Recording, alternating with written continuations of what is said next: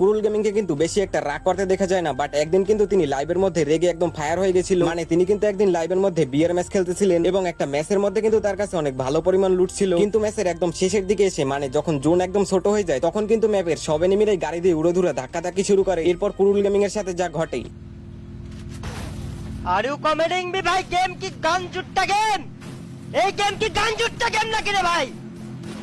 গান জুট্টা গেমের গুষ্টি মারি, গাড়ির কভারে গাছের কভারে, তাও বলে গান জুট্টা গেমে, বলে গাড়ির ধাক্কা খায় মরি রে।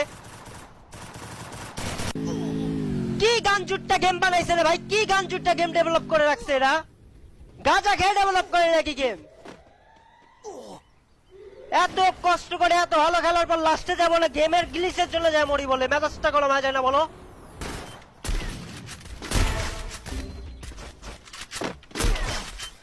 আরে শালা বম মেরে বলে মরছে।